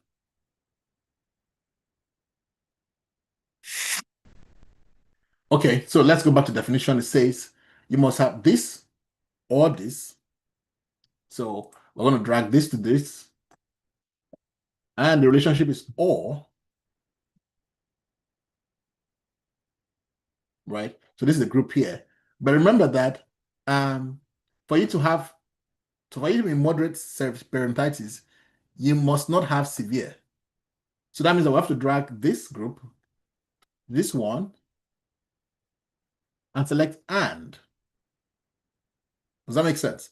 So you can only have moderate peritonitis if you have 0 on severe, because the groups must be mutually exclusive. So this relationship must be and. So you must be 0 on severe peritonitis and 1 on, because remember, if we come to a room and say, how many of you are 3 millimeters, right? It's a different thing if we're saying, because for you to be at 6 feet tall, you must have passed through 3 feet before you go to 6 feet. So all the people who are currently 3 feet, or if we're interested in just the current snapshot of 3-footers, are those who are 2 foot and are not 6 feet, right? Because we need to make sure that we are treating all those categories as mutually exclusive. So the relationship here is and. You have to have 0 on severe peritonitis, and you must have met the conditions for moderate peritonitis. So that's and. If you meet that condition, then we're going to drag this to the side. And then we're going to assign all the remaining observations into a separate category, exclude missing values. And so we have our groups here. We're going to edit the label here and call this 1. And this one, and call it 0. Proceed to conflict resolution. We have to assign names. Let's give it the name. I keep forgetting to assign the name. Moderate. It's obvious the system will not allow you to proceed if you cannot assign names. So once you assign the names, you will be able to proceed. All right, so now we have severe created, moderate created. Next, we have to create mild. So mild, you have to meet the condition of mild, and you cannot have moderate, and you cannot have severe. So that means that we have to pick the variables that define mild, and then we also have to pick moderate, and then we also have to pick, severe as well. Is anyone confused at this point? Any questions? Any burning questions? Yes, Daniel, please. So Oh, sorry, you are muted. Can you please unmute her? Can I unmute now? thank you so much. So Prof. Agako, I have one question. Now we assigned maximum value for each proximal side for the tooth, right? Yes. So my question is, it says 2 or more interproximal side. Shouldn't we have another variable that says the number of interproximal sides with 6 millimeter or more? So Okay. we have. I see your point. It's a very good question, right? So now let's analyze that. Let's analyze that requirement carefully. If it says two or more sites that have 6 millimeters or more, or let's go back to the easy analogy that we said. If I say, bring me two students, the tallest students that are 6 millimeters or more, not in the same school. They are 6 foot or taller, but not in the same school. That means that I have to look for the students in one school and the student in another school. So in the manual, I think I actually clarified that clearly. let's look for keyword. I think I called it definitional points. Definitional, not that. Definitional. Let's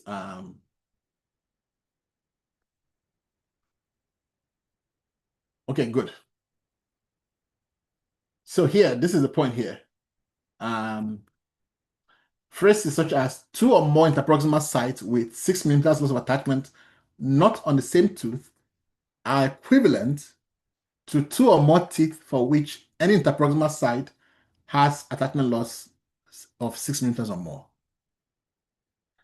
Is that nuance clear to you? So those two expressions are completely exchangeable. So because now we're saying that on that tooth, there's at least one tooth that has 6 mm. But the definition says the two sides must not be on the same tooth. Now, that means we've already captured for this summary that this tooth has 6 mm. It doesn't matter whether it was one side or on all sides, right? The definition is saying that we don't want, so if you have one tooth that has two sides that have 6 mm or more, that does not count, right? So for the case of this definition, it does not matter whether it was one side or all the sides that have 6 mm. We don't care. What we know and what we care is that this tooth has 6 mm of loss of attachment, at least on one side. The definition says that there must be at least two sides, and those two sides cannot be on the same tooth. Is that clear? It's a bit abstract, but I hope you can understand clearly. Alrighty. Yes, is there any other person with a question before we move on?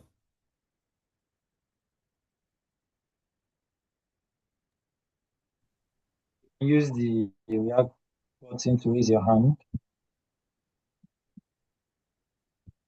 Okay, if not, we can go ahead with the construction of mild. All right, let's go for mild. Where do I get this now? Okay, cheat sheets. That's what we call it. All right, now let's go to the mild. So mild says 2 more interproximal sites. So we're interested in 3 variables here. The first one is number of sites, LA 3 mm, then number of teeth, PC 4 mm. So let's go data processing, create composite variable using conditions. We're going to select number of sites, LA 3 mm, then number of, let me check again. Number of sites, LA 3 mm, number of teeth, PC 4 mm. Number of teeth, PD 4 mm, which is this. Next, it says, and/or, we'll worry about that in a minute. Number of sites, PC 5 mm.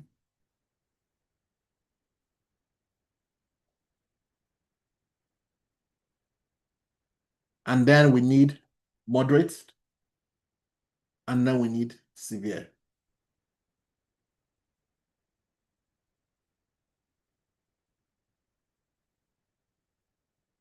Let's make it large so we can see clearly what we're doing. So number of sites, AL 3 mm, we're going to cut it at 2. Number of sites, LA 3 mm, cut it at 2. Number of sites, so yes, we're cutting the right thing. Then number of teeth, PC 4 mm, we're cutting it at 2.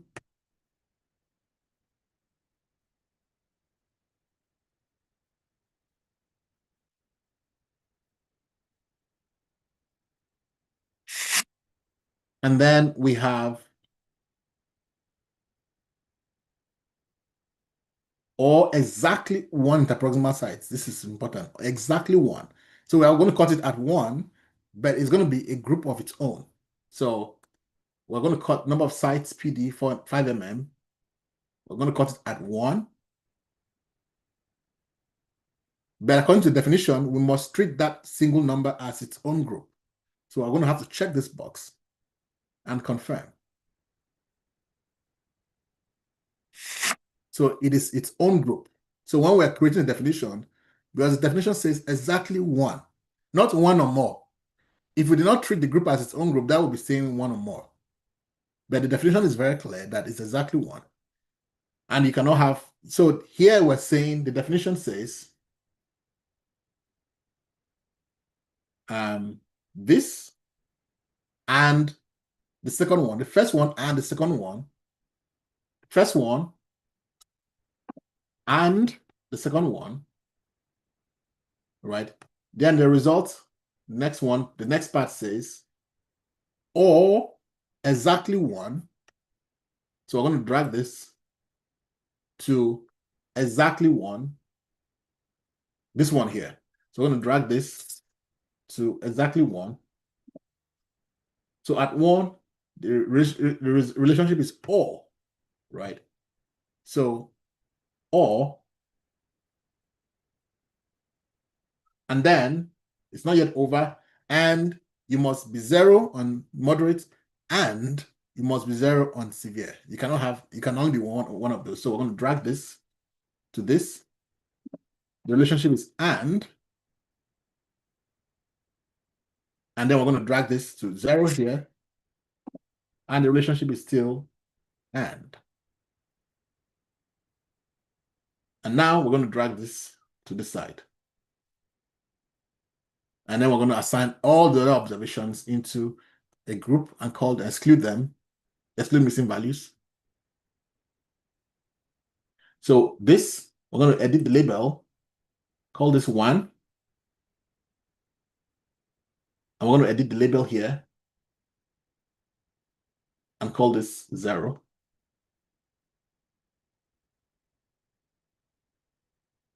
So we have 1 and 0.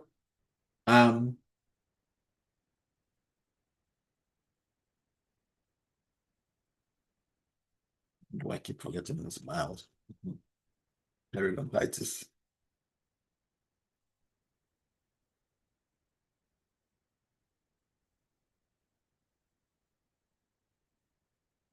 All right, so we have created mild, moderate, severe, mild, moderate. To create any, we do the same thing. Data processing, create composite using conditions, and the variables will be mild, moderate, or severe. Let's make this large. So you have any periodontitis if you have this, or this, or this. So we're going to put this in one category. 1 or 101. And all the other ones, we're going to put them in separate category, exclude missing values. Right. And so again, record accordingly as 1 or 0, right? I'm going to let you practice that on your own, but the same thing with non-severe, it's going to be mild or moderate. Now, the second part is, how do you now weight the data, and how do we then estimate the results? To weight our data, we just come to here. Right now it's unweighted. Right now it's weighted. But by default, if you create a new project, it's going to be unweighted by default. And you then select your weight variable, your PSU variable, and your stratum. I already did this, unfortunately, because I was trying to generate that report, that manual for you guys. So it's already set up. But you would have to, in your own, when you're practicing again, just click this button, which in your own case will be unweighted by default. And then you have to select the weight variable, the PSU variable, and the stratum variable. Now, some people divided the weight variable by 3 because the analysis included 3 years. That's fine. There's nothing wrong with that. But you're going to get the exact same results if you had not divided. Dividing is only important when you're trying to get weighted population count. Like if you want to say something like 7% of the American population have severe periodontitis, which is equivalent to 10 million people. So whenever we need to say something like 10 million people, that is when you now need to divide the weight. But if you're just trying to calculate prevalence, then there's no need to divide it. So in this case, my weight variables are not divided. But whether you divide or not, you're going to get the exact same results for prevalence. So please, I'm repeating again because this is important, right? there are two measures here, prevalence and weighted count. Prevalence does not change whether you divide or don't divide. It's going to remain exactly the same. What is going to change is count, population count. If you're combining data from multiple years and you fail to divide by the number of years you are appending together, you're going to get horribly wrong answers when you try to generate weighted population counts. I cannot emphasize that enough. All right, so save. And then our estimate will then be pretty straightforward. Where would then, if you want to calculate prevalence, we come to estimate prevalence. We select the variables we're interested in, mild, moderate, or severe periodontitis. The stratification variables are the ones that we're like variables like race and age that we're interested in. You can use preferences here to indicate like number of decimal places you want. If you want 2 decimal places or 1 decimal place, if you want results with confidence interval or with standard error, you select the one you're interested in accordingly. And once you are done, you estimate. The platform then takes the weighted analysis that you've done, and it will then generate it accordingly for you based on the particular variables that you've selected. So that's how you set up your analysis. Now, if you wanted to get weighted count, you will then be able to specify that accordingly. Let's see. When this finishes running, let's check that. So here we have our results. We have the results for mild periodontitis, you have moderate periodontitis, you have severe periodontitis. You need to be able to make sure that your estimates match with what is presented in the report. And so let's go back to the report.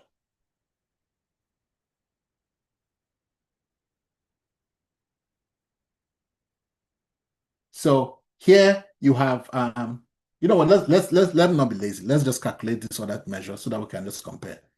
Laziness is never a good thing, right? So let's just generate all the variables that we are supposed to generate. So let's look at quickly, create composite variable using conditions. Let's generate, first of all, non-severe. Non-severe is mild or moderate, remember? So you are set to have, let's make this bigger. You're set to have non-severe periodontitis if you have 1 here or 1 here. Let's merge the two. So 1 or 1 here, and then all the rest, we're going to put them in one category, exclude missing values. Call this, edit label for this as 1. And edit the label for this as 0. So we're going to do the same. The reason, by the way, why we're using 0 and 1 is because for binary variables on the platform, for prevalence, your variable must be binary. So this is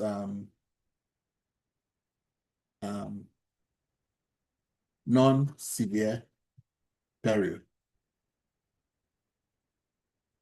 Yeah, non-severe, which is mild or moderate. And then any periodontitis will be either mild, moderate, or severe. So we have non-severe. So if you wanted to create, you know, any or total periodontitis is the exact same thing, just that we will now include mild. I mean, if you also wanted, you can say any periodontitis is either severe and non-severe, or mild, moderate, or severe. You're going to get the exact same thing.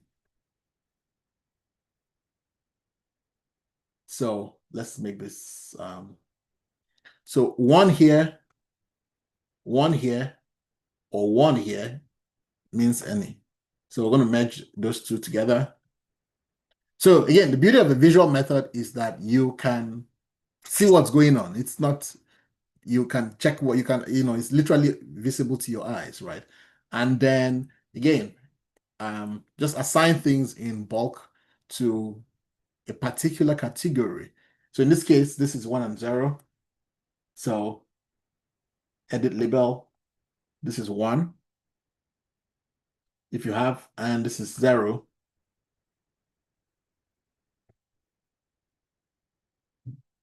right? And then and then you have the names. This will be any or total periodontitis, depending on what you want to call it.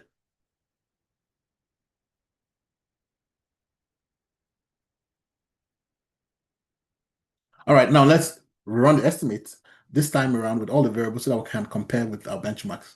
So prevalence, want to select any periodontitis, non-severe periodontitis. Let's select them in the order in which they were actually captured here. Here they selected severe, non-severe, and total. So let's select them in that order. Severe, non-severe, total. Where is it again? So let me close this. Oh. So severe, where is severe again? Severe, then they had non-severe, and then they had any. Let me confirm again. So severe, non-severe, total, or any, which is the same thing as any periodontitis. So we have severe. By the way, on the CASPES platform, the items that appear in the order in which you click them, not necessarily the order in which they appear, which is supposed to be convenient for you. So the order in which you click them is the order in which they're going to appear by selection. And let's select a stratification variable like, race. Let's just, for the sake of this demo, we're just going to select one variable only. And again, you can set the preferences to whatever you want. You can use 2 decimal places. You can calculate percentages with standard errors or with confidence intervals. Most journals prefer confidence intervals, but of course, standard errors are also exchangeable. So let's now compare with the benchmark.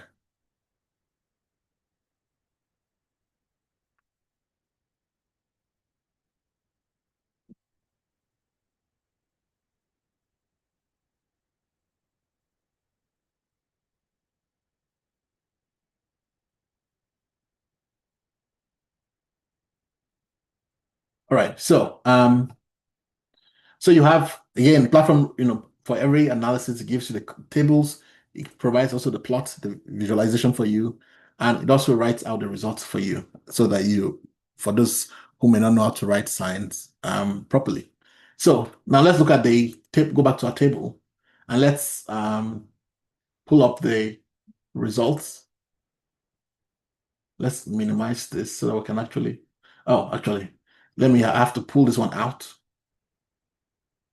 so that we can compare side by side. Now let's open the analysis here. And geez, a lot of opening here. All right. So let's look at our estimates here. So for severe, we have 7.8. The standard error is 0.5, 7.86. The margin of error, the standard error is 0.5. For non-severe, the report calculates 34.4. For non-severe, we have 34.42. With the standard error of 1.19, they have 1.2. For total, we have 42.28. They report 42.2. The standard error we report here is 1.4. We have 1.38. And then you can compare for the subgroups, right? So it matches in large extent. There are some slight discrepancies, but those are attributable to rounding errors, right?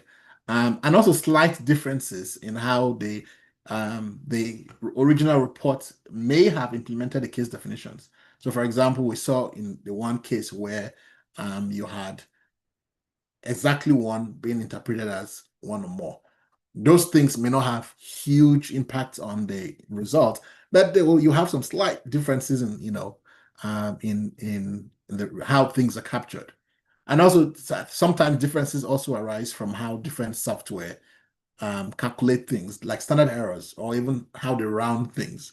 So for example, how different software round 5, some round 5 consistently up.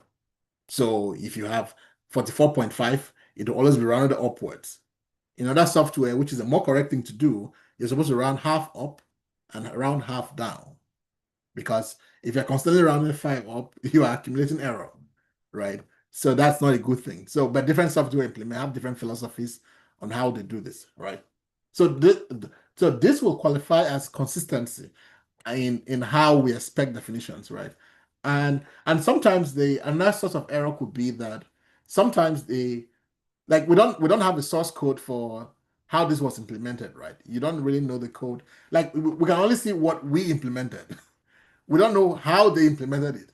So you sometimes, even slight differences in how, if a particular measure was interpreted as teeth versus sight, or those can have some differences in how the final results.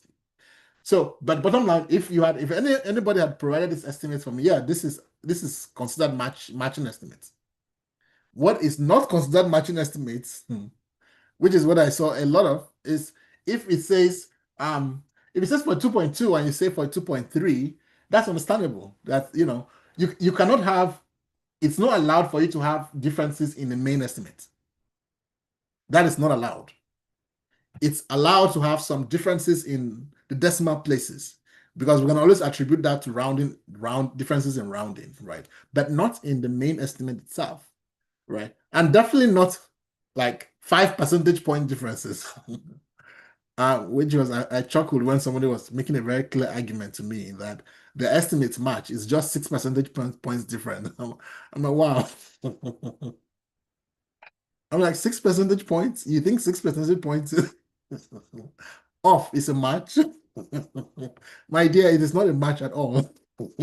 Like, believe me, it is far from being a match.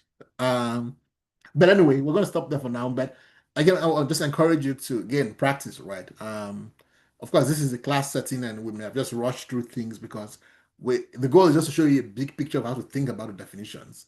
And, so the real values if you go by yourself and then practice over and over. All right, any questions? Thank you very much, Prof. If you are ready for the next challenge, if you have a question, you can raise your hand or post it in the chat. I have to make the next challenge harder though. Oh, Anyway, I'll just look for a basic report like similar to this, but that that explores similar concept, but maybe a different way or more challenging, because the goal is for you to all progressively get to more complicated things. So, but yeah, it would employ basic fundamental principles the same. all right. Thank you, sir. Does anyone have a question?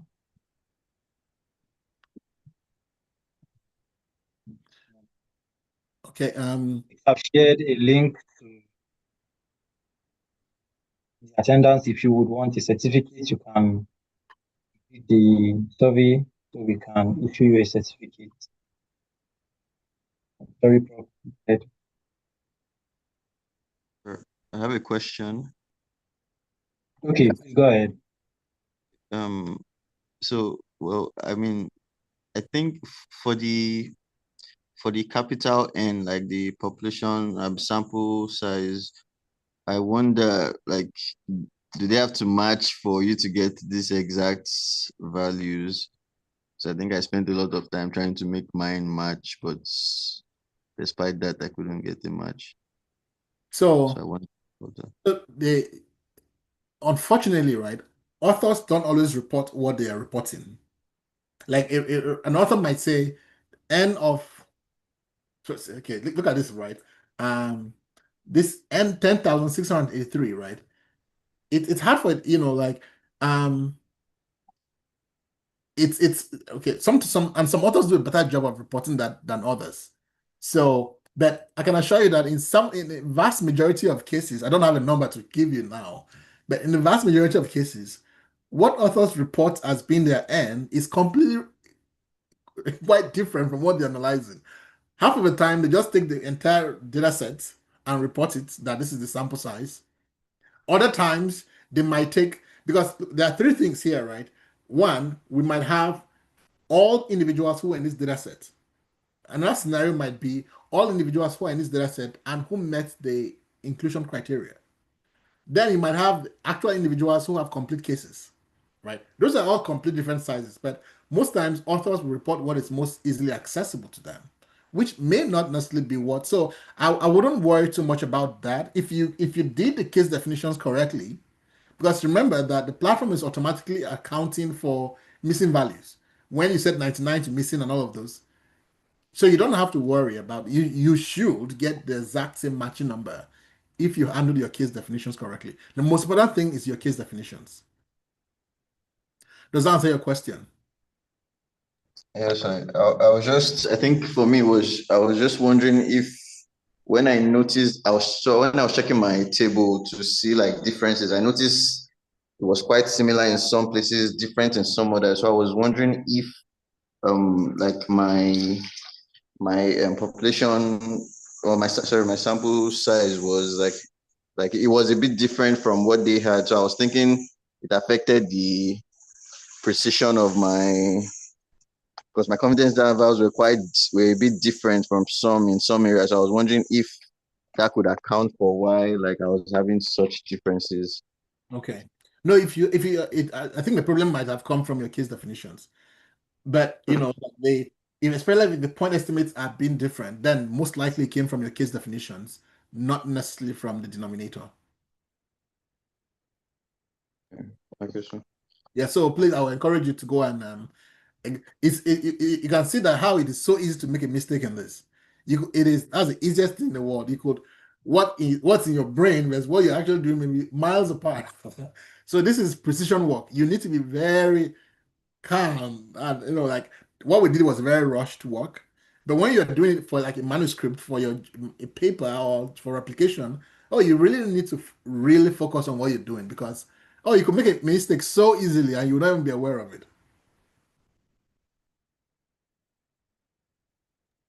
So I hope we all feel confident that we can be able to replicate this now. sir, just one more question. I No think. worries, yes. And this is just from my experience also working on it on the platform. Can there be like an undo button? Because there were times when I made just one single mistake and I had to like really start recording all from this. I don't know how. Obviously, you said that it's compared to some other platforms. This is way easier. So I can't even imagine how hard it will be. But I just thought. No, that's a good feedback. Yeah, definitely. Yeah. And I share your pain on that. Like, yeah, if you've done a lot of recording and you have to go and start from afresh, that could be frustrating. So we'll definitely add the undo button. That's good feedback. Then one more feedback. I think you also even mentioned you were like changing names, for example, when you are recording variables. Like I know Excel has a function where like after you type like one or two names, it kind of looks at it and sees if there's a pattern in your name. So for example, if you are just adding things like maybe loss of attachment LOA to something that is already there, it will just suggest that you want to add it to all, something like that. I just thought that's also something that might be. We've considered those things, right? But our philosophy is that no AI can be used on any part of analysis. Okay. And by any, we mean any. Okay. Now that kind of feature, it makes it convenient for the user, but suddenly we are breaking a principle, which is that we cannot use AI on any part that involves analysis. So because and so that is a trade-off, right? Because on one hand you have user convenience, but on the other hand you have a philosophical position that AI cannot be allowed in any high-risk procedure, high-risk environment. So so we've thought about all of those things, right? And we've had debates about them. But our position remains that AI should never be used in any environment where data analysis is occurring.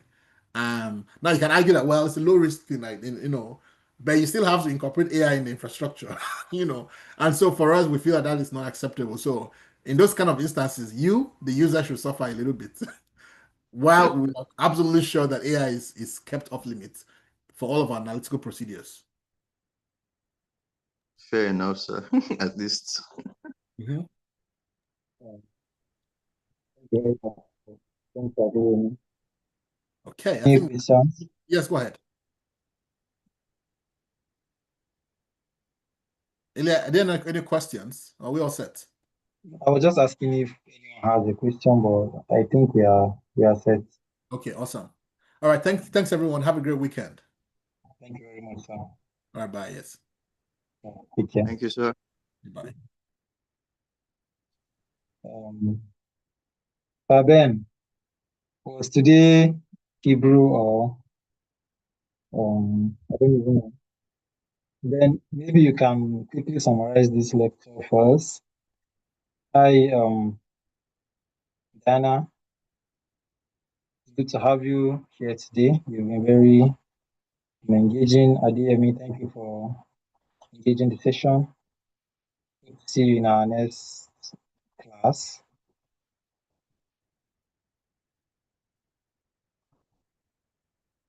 Thanks everyone for joining.